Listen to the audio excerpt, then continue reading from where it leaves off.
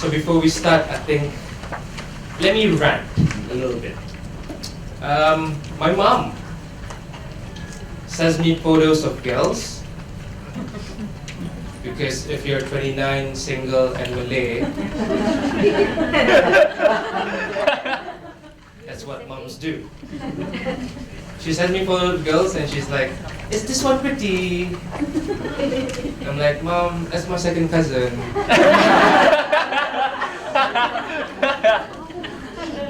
And she goes, answer the question. I'm like, yes, she is. But she's not as bad as my grandmother, because as soon as I graduated from university, my grandma did not miss a beat. She came up to me and she's like, during my graduation, like, hi, now you got a degree. Soon you'll have a job. You know what's next? And I go, my own PlayStation 3. And she's like, no. Your cousin, same age as you. He's married. You know what that means? And I'm like, yeah, my cousin is a loser. That's 2-0, Grandma. Keep up. And then she does. She step it up. She uses guilt. You know how grandmas go. She goes, you know, I'm not going to be around for much longer.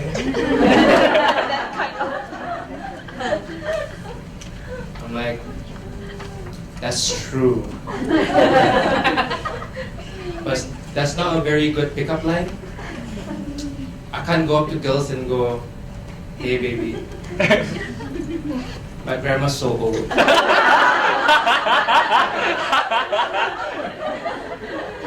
Would you like coffee Friday or Saturday? I don't think it works like that. So instead now my grandma just screams at me. Like if she sees me walking into the house, she goes, you! Marriage! When? I go, Grandma, you're not gonna even ask me how I am? She goes, I know how you are. Single. And she just tuts at me, you know, she looks at me with disgust and like, I don't get it. You're not that ugly. Thanks, Grandma. But here's the thing, I don't think I'm ugly. That's not the joke. I don't think I'm ugly. On a scale of 1 to 10, I think I'm a solid 5. Okay. Sometimes I say this out loud. Someone in the crowd would inevitably say, no, Zainal, you're at least a 7. But today, all of you looked at me and go, yeah. 5. Sounds about right. No, but I know like my face isn't the double take face, you know, the double take face? Where you can look at someone really pretty, like a 9 or a 10, you're like, oh my, look at that face. I want that face near my face. And then there's the 1 and 2s where you go, whoa, I can't believe that's a face.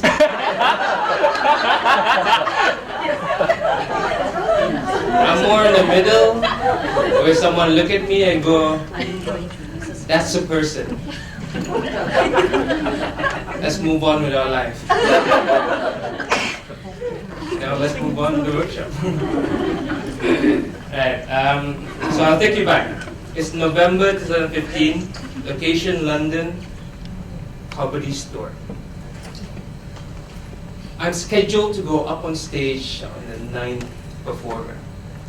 Before me there's already 8 people going on stage. Out of the 8 people, 4 of them came down the stage crying. Not like of happiness, of like sad. 3 out of the 4 were full-grown men with magnificent beard. So if you can do simple maths, you know that this show is not going well. But the crowd, there's 400 of them, are having a ball. They're laughing really hard. they're cheering, they're taunting.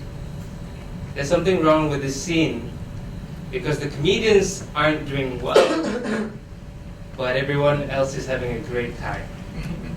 Because tonight, in the comedy store, is the King Gong. Now, King Gong is a very special show. Here, the MC will give out 3 giant cards to the crowd. 3 giant red cards. And then they'll ask comedians to go on stage and try, here's the thing, try to perform for 5 minutes. And in that time, every single person in that 400 capacity venue will be shouting, taunting, jeering, and booing the comedians. I'm looking to the side of my fellow comedians, and then I'm going up next, and I go, what are we doing here? Simple. We're trying to do stand-up comedy. Now what is stand-up comedy? In the basics thing is that there's a microphone, and then there's someone trying to tell jokes. They're jokes or humorous stories. That's about it. Oh, to an audience. The audience part is very important because if this person is just saying it in his own room, that's not stand-up comedy. Now, around the world, there's people doing stand-up comedy, and then there's legends like Robin Williams, Rowan Atkinson, Mr. Bean. More famously nowadays, there's this guy, Russell Peters, there's Kevin Hart. More locally, regionally, there's Kumar from Singapore, there's Ernest from Indonesia, and then of course, obviously, the world's funniest man right now, Haris Iskandar. If you notice, none of them look particularly handsome. So that's where I fit in. You like those jokes, right? Now, just a background, I started doing stand-up comedy 4 years ago. And ever since I did stand-up comedy, my career as an engineer took a very weird turn. First of all, I graduated in 2009, and then as soon as I graduated, I was a mechanical engineer graduate, and then I was a design rotating equipment engineer. And that means that I look after pumps and compressors. Very technical. Then I became a junior mechanical project engineer. Now I'm looking after offshore projects, big stuff, but still a junior. 2 years after that, I became a senior mechanical engineer because I took my boss down. No, they moved away. That's what I tell people. And then at this point, I'm earning a lot more than I imagined I could be. I'm in a position where a lot of people in Brunei wanted to be in. I had a great colleagues and then a fantastic boss, and then I became a stand-up comedian. You might ask, why? I'll tell you guys soon. But just to follow the story, in August 2015, I got on a plane and I flew off to London, where I tell myself that I want to perform 100 times in shows. And then on November 15 was the show 52 at the Comedy Store. Now I'm looking at everyone just paying. And then usually, not all shows are like this. Certain shows are nice. People pay £30 to get in. They pay £30 for drinks. They sit down, enjoy a bit of comedy with their friends. But tonight is a little bit different because they pay £30 to get in. They pay £30 for drinks. And then they're hoping that the comedians will fail. And then these 3 cards, like 3 giant red cards. So the idea is that if you don't like a comedian, you put up the red card. Right? If 3 of these cards are up in the air, they play a song. And it goes, din, din, din. Another one bites the dust.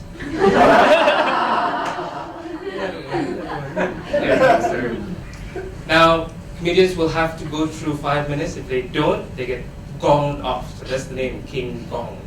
And if you could be funny enough, could be engaging enough, if you could show your belly, maybe within that 5 minutes, and you survive the King Gong. The reason why they have this here is because Comedy Store is the biggest comedy venue in Europe.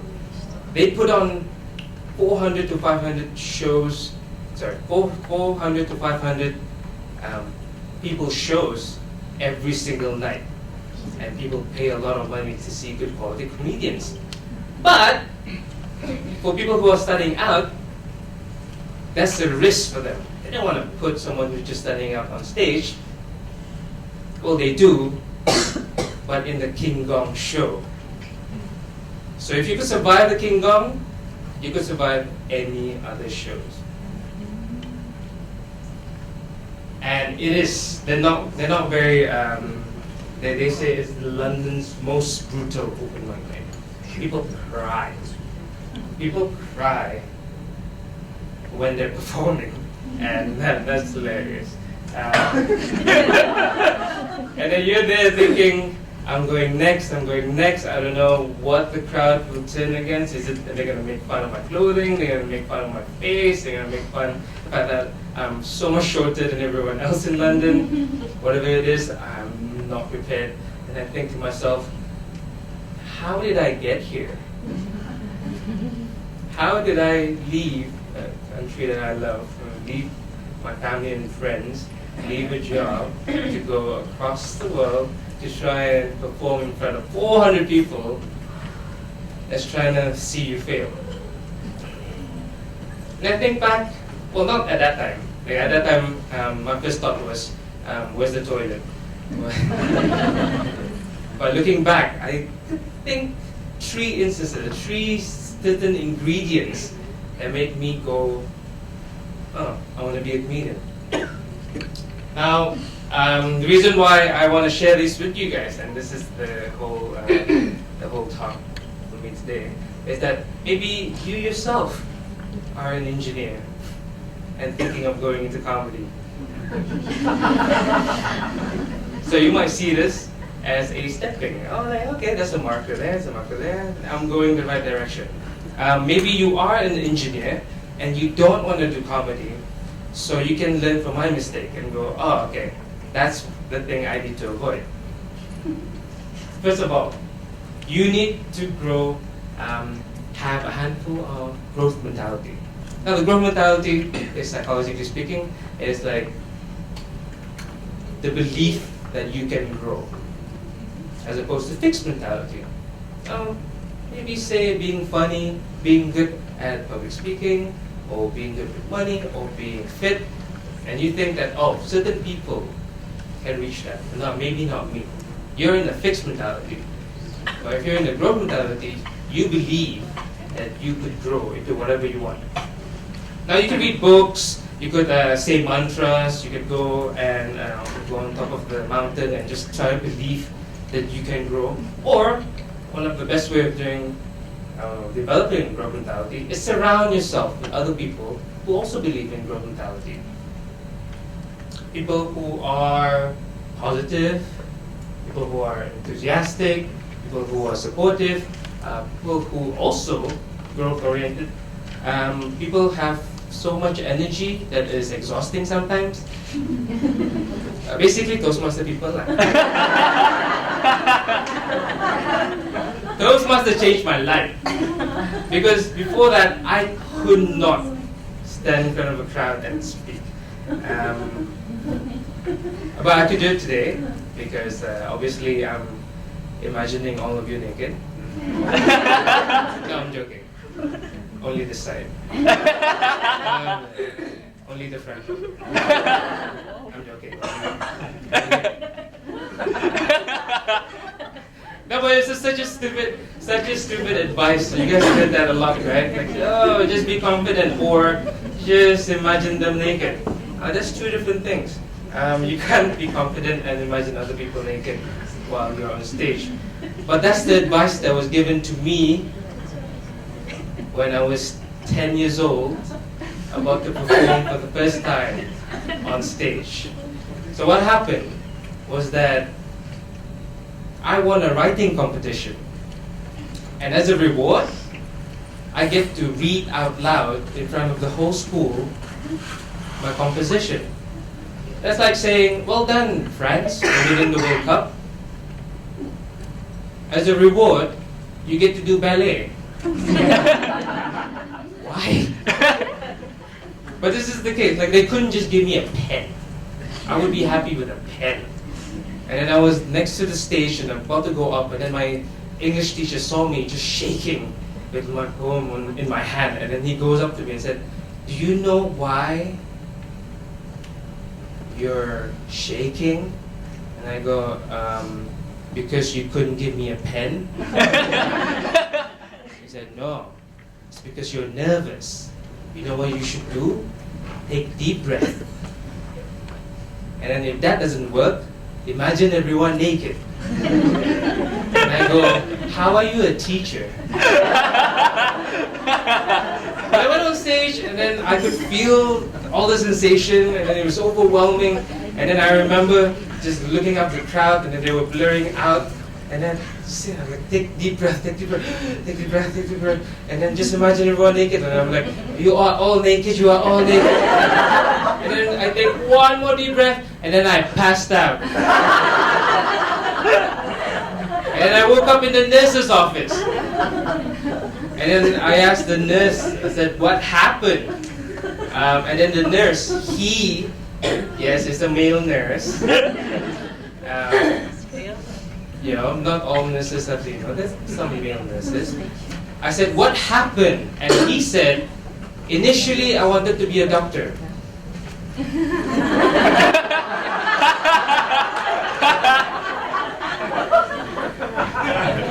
But I think nursing is more fulfilling. I said, no, I don't want to know that story. I want to know how I got here.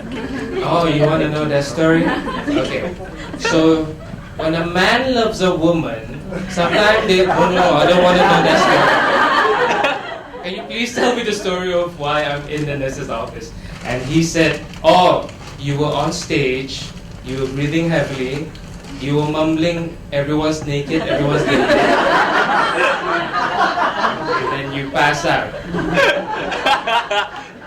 Great.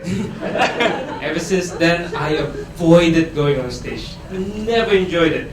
And that's why partially I went into engineering, because there was no requirement. Like we could work in groups, and then I could just do the nitty-bitty bit, and then when they say, okay, group presentation, we would push the most charismatic person up. And that way I never get to speak.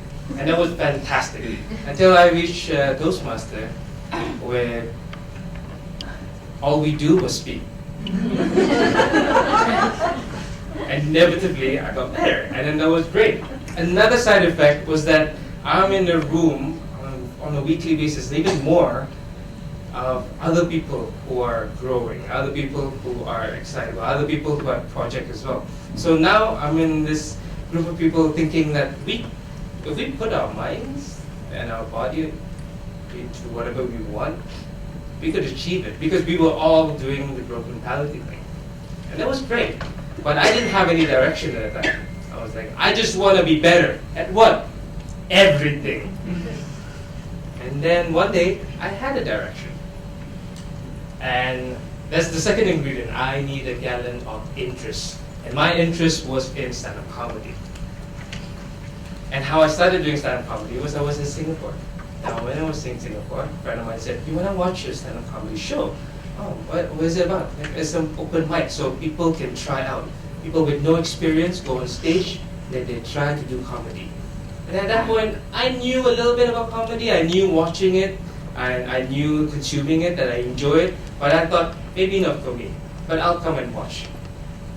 And then I arrived, and I saw all these people going on stage, attempting to make other people laugh. And it was inspiring, because they were so bad. Okay, that's a little bit harsh. They were terrible.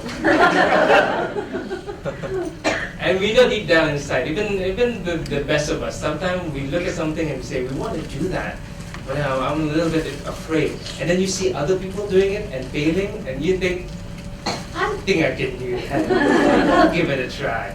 So right after, I went up to the MC, the host, and I said, how does one start doing stand-up comedy? And he goes, you go on stage, you try to make joke, you get off stage. And I go, I think there's something more to it. Like, how do you crack jokes? What topics should you talk about? What happens if no one laughs at your jokes? And then how do I survive that? And then he goes, I could talk to you for the next 3 hours and give you tips, but I don't want to waste my time.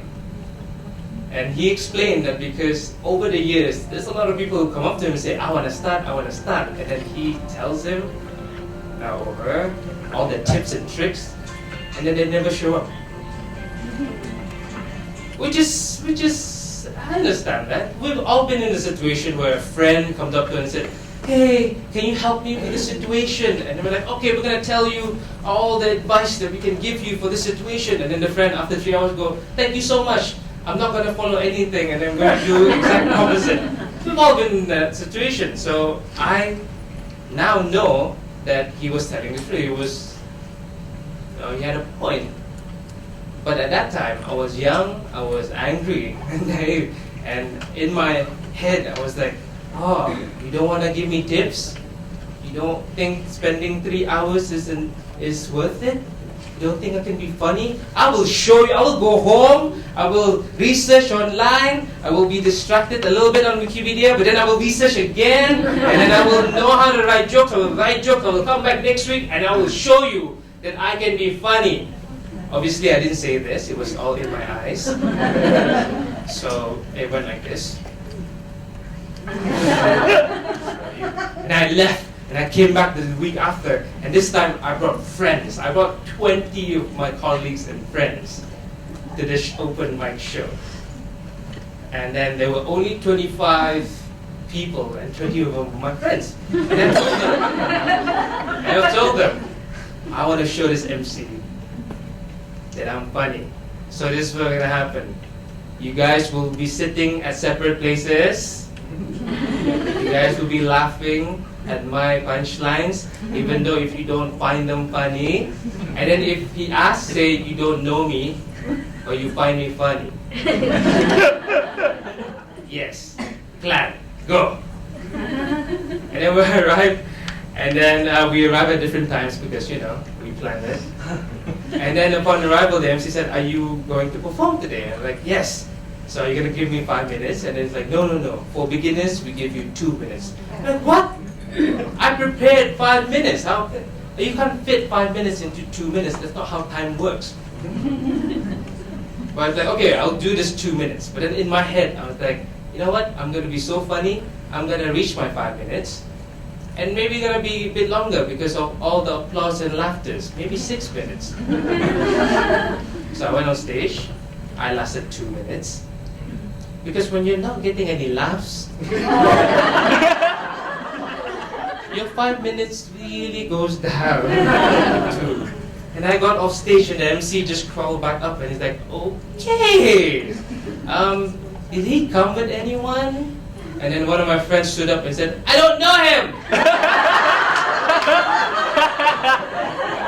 And then he sat back down. I talked to them afterwards. I said, you guys were supposed to laugh at my jokes even if you don't find it funny. And then they're like, the problem is we can't find the punchline to begin with. And I was about to go out from the embarrassment thinking like, never again, I will never do this again. Now on the way out, the MC grabbed my hand and he said, hey, guess who just did comedy? And I'm like, me? And he goes, yes you did. And I'm like, I don't think you can count that as comedy. And he's like, I count it as comedy. Now we can start. And it was great of him because he sat me down and then we talked so much. I keep coming back every single week just to try more things. And then I didn't even know whether I'm getting better or not. I'm getting giggles here and there, maybe a laugh or maybe a chuckle. And then one day, I think 3 or 4 months down the line, I was performing And I thought I was doing really well, and I got off. And then there was this French-Canadian girl who came up to me, and she's really beautiful. Like, she's really beautiful. But that's not very important in the story. What's very important is that she smells great. No, so she talked to me, she started talking to me, and then she started touching my hands and like really interested in me. And then I'm like, wow, this comedy thing is working. And then minute by minute, I can tell that she's getting more and more bored. And you could tell it. You can tell that she's getting bored because she's looking away all the time. She's doing this. And then she told me that she's getting bored. So that's how I know that she was getting bored. And then just before she left, she said, you know what? You're a lot funnier on stage. And then she went out the door. And I thought to myself, wow, I'm funny on stage. And that's how I started doing comedy. And then I went back to Brunei, and then I started a group there. And then because no one else is doing comedy in Brunei, I pulled all the Toastmasters. And they're like, you have potential to be funny. And they're like, are you sure, Zainal? I'm like, yes. I'm not very good at lying, but we managed to pull a group of people together, and then we started doing shows. And then those shows grow bigger and bigger every single time we put it on, and it was great. And there was a point where someone asked me this question. I think it was a table topic, and he said, if you were guaranteed to succeed in anything you do for 2 years, let's give it 2 years, what would you do? What would you want to do? And then in my thinking, after 2 years of doing comedy, I said, I want to give this a real try. I've asked other people this question before, and then usually, not always, but usually they think about things that they've always wanted to do, like start a business, go into charity, maybe pursue master degree or beyond that. And then I say, oh, that's great. And then there was a second part of the question. What is stopping you? And a lot of times it's just fear. It's fear. Fear was stopping me. But then there was a very vague sense of fear. Like, even though I think like, oh, it would be great to go to New York or London and just do comedy for myself to grow as a comedian, but that's just not viable. Like, how would I do it? Like, what would happen? And there's so much fear. And then that's when I came across an exercise in the book. Now, this exercise, when Johan first asked me to talk today, this was the first thing that came into my mind. Like, if you guys would go away with just one thing, it would be this exercise. And the exercise is called fear setting. And the fear setting exercise is basically just putting your fear into words. And it's very important for us to do this because sometimes we don't know what we fear. And then when we put it on paper, when we become very clear, then we know, oh, you know what? I'm not that scared of it anymore. And a very good quote from Yoda. Name you must your fear, be. Before banish it, you will. I don't do impression. This is from Yoda. So basically it means that you need to know what your fears are in order to vanquish it. And then there's another one that says, many false step was made by standing still. So fear overwhelms you, and then the years go by, and suddenly what you always wanted to do, you couldn't do anymore. This was from a fortune cookie. It was a very wise fortune cookie, and very delicious too. Now here is what the fear setting exercise entails. First of all, step one, clearly define your action. What do you want to do? For me, it was clear. To do comedy. Step two, define your nightmares. Like, if you took the action, or took the step towards whatever that you wanted to do, what's the worst case scenario that you keep imagining in your head? what would be absolute worst things that could happen to you if you take this action? And then step 3 is give each of the severity and probability rating. Like 1 being, oh, it's just annoying, and 10 being, that's the end of my life. And decide if it's temporary or permanent, and how likely is this to happen. And as an example, using quit engineering and pursue a career in stand-up comedy. The first one would be like, I won't be able to sustain myself. I won't be able to, feed myself. A severity rating 9, that's quite high. And probability-wise, it's quite high, 80%, but temporary, maybe. Second, people would think I'm crazy. Why would I want to do that? Why would I want to quit my job and pursue something so unstable? What would people say? And then when I think about it, it's not that damaging what other people say. So I think it's 2. Probability of this happening, very, very high. I will not be good at comedy. And this is probably one of my biggest fears, was that there's one thing to be pursuing something that you kind of like or kind of be okay into, but there's another to pursue something that you have passion for, because you're scared. If you're pursuing what you're passionate about and then it fails, where else would you go? And that's a huge fear for a lot of people. What if this one, the one that I've been dreaming about, the one that I'm telling people that there's a fire in my heart that I want to do for the rest of my life, what if I start doing that and I couldn't? And that's a huge one. But then I thought to myself, I can always get better. That's why it's only a 5. And the last one was that I will be no longer a catch. This is more for my family, because when you move from being a stable engineer to an unstable comedian, your market value with the ladies tend to fluctuate downwards. So I'm thinking, oh no, I'm going to be alone. So I put that as an 8, but only temporary. Next, how would you reduce its impact? How would you prevent it from happening? How would you recover from it? How would you reverse them to where you were from? And then during this step, I actually became very clear that my fear was not as big as I thought it would be. Because let's say taking the first one, loss of income, obviously. But what if I saved? What if I had other jobs on the side where it would require me to work on my skill as a comedian? Maybe being an MC, maybe a writing job, maybe advertising. And then what if it doesn't work out? Is that the end of the world? No.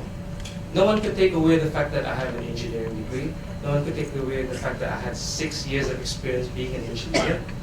It would be difficult to go back, but it won't be impossible.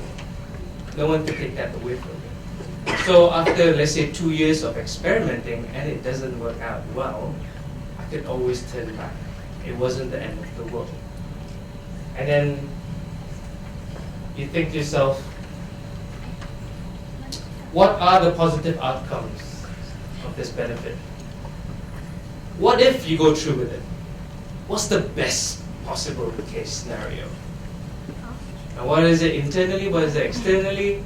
You think to yourself, like, if I pursue this, what my heart desires for such a long time, maybe there's monetary value, maybe people would respect me more, but that's external. How would you feel internally? And how would you rate that in terms of how much it would change your life? And then you compare the positive and the negative. You compare, like, there's this temporary setback that I could reverse in 2 years' time. But if it works out well, it's an amazing payoff. You put them next to each other and you think, there's no reason why I shouldn't go for it. There's no reason at all. And that brings me to step 7, which is determine the next action. And for me, was to sit down and start writing my resignation letter. Now, I wasn't going to post it up. I wasn't gonna give it. I wasn't even gonna sit down. I thought to myself, I'll start with just writing it and putting it inside my computer. And that's fine. Like so far, I've got supportive friends. So far, I've got an interest. And then I thought to myself, if nothing else happens, I could just be a comedian who does engineering on the side, or an engineer who does comedy on the side. But then the third thing happened. You need a third ingredient. Just a pinch, just a very small pinch of a heart attack.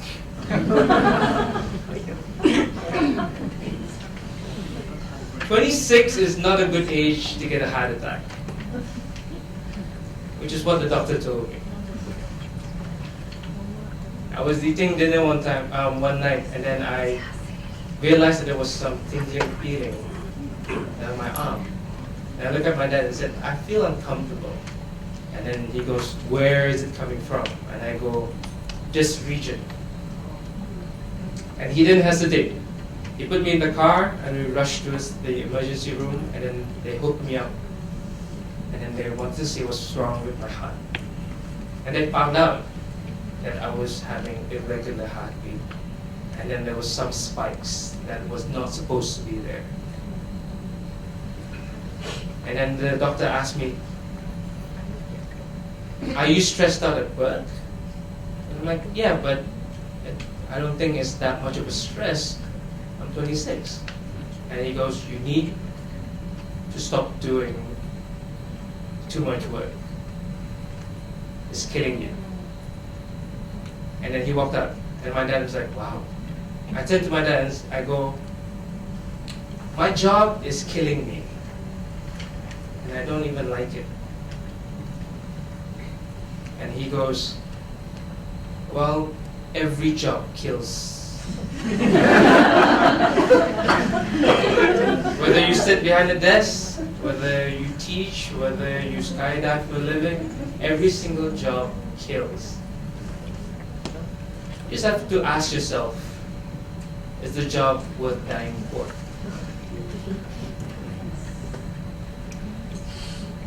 And then this is the question that I had to contemplate a couple of weeks before one day I brought it up with my dad. And he brought it up with me. He saw me working until 2 o'clock, 3 o'clock in the morning, and then he asked me, like, well, what are you working on? And I'm like, oh, it's just a project at work. And he goes, okay, you want a break? I can talk to you for a bit. And I'm like, sure. And then he started telling me stories about his work. He's been an engineer for 30 years, and he loves it. He was telling me about projects that he was doing 30 years ago when he first started. And he was telling it with like vigor and energy that you don't expect from a 60-year-old. And then I look at that and I go, I want that. I want to turn 60 and be so excited about the job that I did 30 years ago. And I told him that. And he goes, what do you say? And I go, I don't think engineering is it for me. Understandably, he was upset. He was trying to convince me not to quit. But then at the end, he just looked at me and go, I don't support it. I don't support your decision. But you're my son, and I will support you. And that was the only confirmation I needed, that was the only validation I needed. The next day, I put in my resignation. My boss asked me why, and I go, so I want to make people laugh. And he goes, why can't you do that in the office? And I go,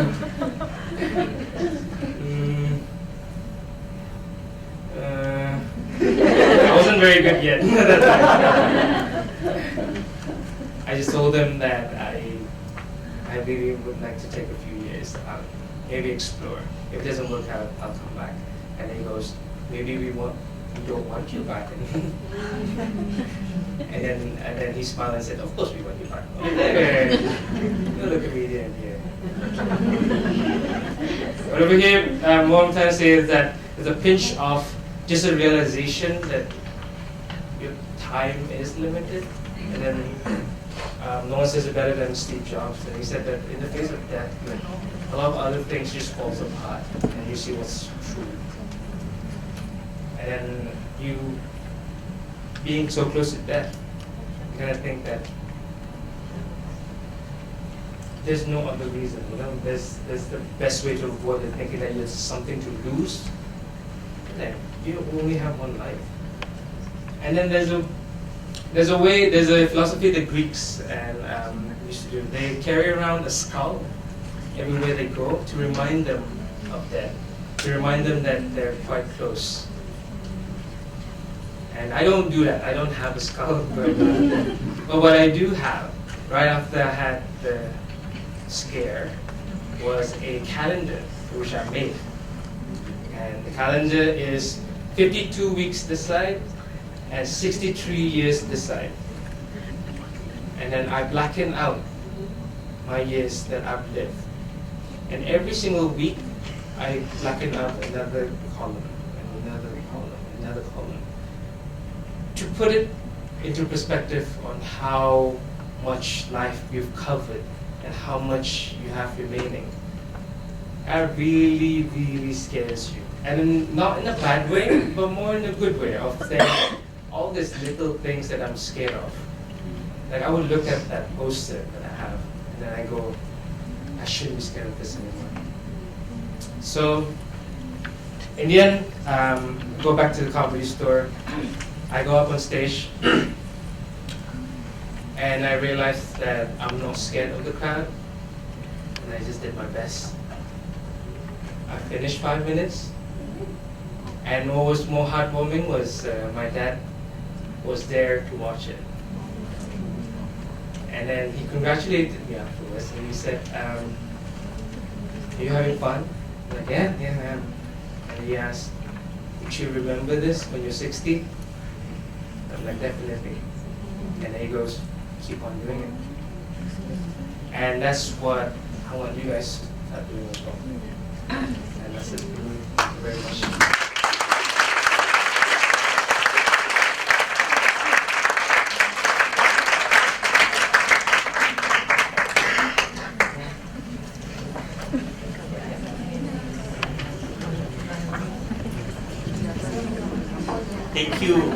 Thank you very much, Zainal, for the wonderful sharing. It is not wonderful, it's hilarious sharing. I hope everything that he mentioned just now can bring out our passion to like our job, to be the stand-up comedian.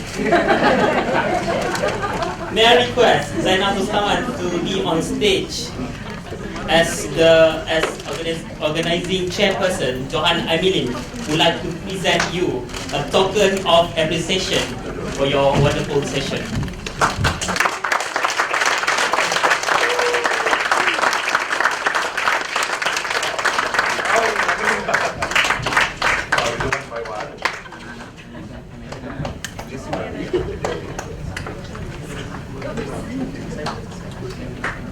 For everybody information, the inner ball is a hand-woven circular cotton sash with geometric motif worn crosswise across the chest. Across the chest?